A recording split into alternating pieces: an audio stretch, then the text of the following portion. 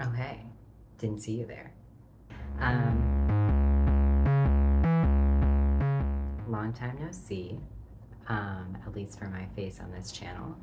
But here I am, back again. Um, I just want to say thank you to everyone who's seen my All for the Game videos.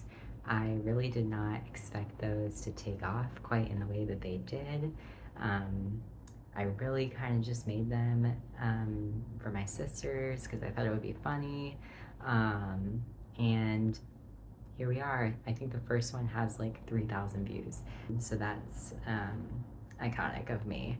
This is going to be an All for the Game related video, but I do hope in the future to make videos about other things like Barbie.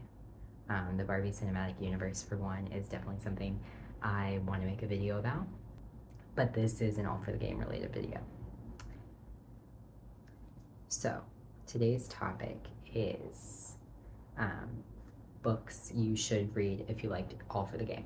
And this isn't going to be a video about like the big three, the Tumblr trilogy, and it's hopefully going to be books that you haven't necessarily heard of on Instagram or on Book Talk. I've maybe seen these floating around like once or twice, but not really with the hype that other books I think have gotten. So let's get into it. First, this is kind of a choose your own adventure video because I've picked 3 books that follow different kind of paths or different kinds of things that AFTG has that these books have. So number 1 is sports, number 2 is gangs, and number 3 is vibe. So let's just get started. Number 1, sports. So if you really liked the sports part of All for the Game, my recommendation to you is that you read Icebreakers by A.L. Graziade, I think is probably the way you say the last name. I probably have it wrong.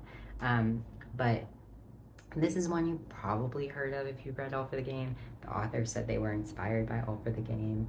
I think I even mentioned it in my last AFTG video. But it's also a sports college romance novel, primarily a romance. So if you think of like AFTG as having a kind of parts that were outside of the romance, this is an enemies to lovers romance YA novel set in a college sports setting.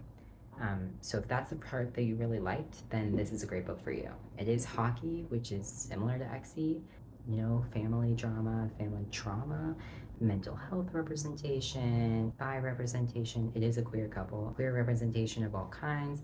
So yeah, it's a great novel, great way YA, great if you're looking for like a more realistic, let's say, sports college novel, or especially a romance. And it is a standalone novel. Recommendation number 2. This is if you really enjoyed the gangs, mafia, violence, poor parenting, then my recommendation to you is the Curse Workers series by Holly Black. You've probably heard of Holly Black. You might have an idea of what Holly Black is. This is different, I think, than most of Holly Black's other works. It is a fantasy, but it's not high fantasy. It's still kind of in the real, like in an imagined world where it's in our kind of real world. People have the ability to change emotions, memories, luck with the touch of their hands, and those people are called curse workers. So everybody wears gloves, and being a curse worker is illegal, and so like everybody in the main character Castle's family is a curse worker, and so they're all like in the mafia, etc. So that sort of Castle is in sort of like last year's of prep school, high school sort of situation, and he's kind of coming to terms with his place in his family, and there's kind of some big reveals. But it's all 3 books deal with like, there's the mafia, there's the FBI, there's informants, there's family trauma, there's bad mothers, it's all there. Murder, uh, etc. So if that's something that you're really into, then I think Curse Workers is a great series. The audiobook is read by Jesse Eisenberg, and it's a really good read, like really good listen if you like listening to audiobooks. It's all about the con, which means it's all about the gaslight gatekeep girl boss.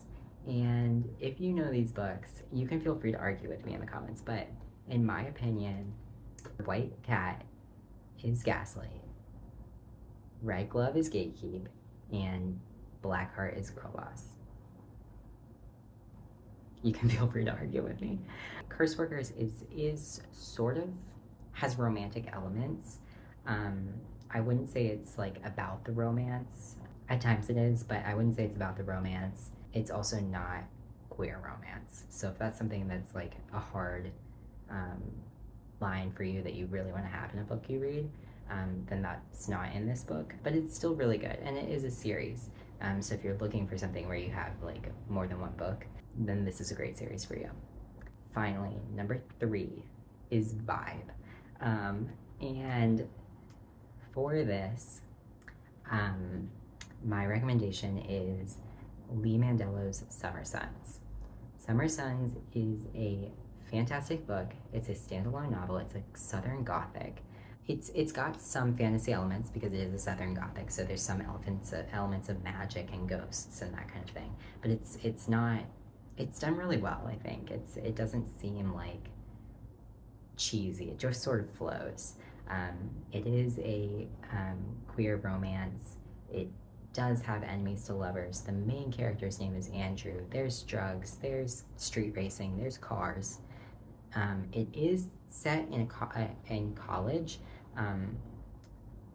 but it's a little more about the academics and a little bit more about like the world of higher education and like classism, racism, etc. that is part of like the American higher education, like prestige college experience. So it does a really good job of like investigating those topics and dealing with them.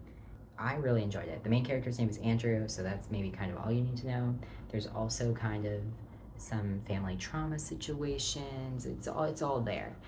It's a movie about trauma. It's a movie about trauma. The movie is about trauma. The 2018 movie obviously was a movie about trauma. So when I read Summer Sons, I read it after All for the Game, and when I read it, I was like, yes, the vibe is returning.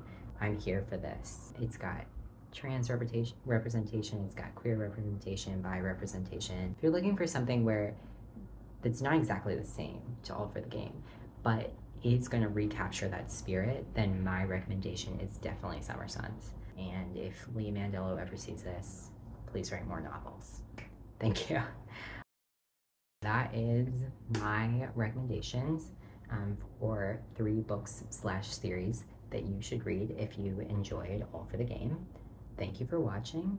Subscribe if you want to see more content from me. I'll see you in the next one.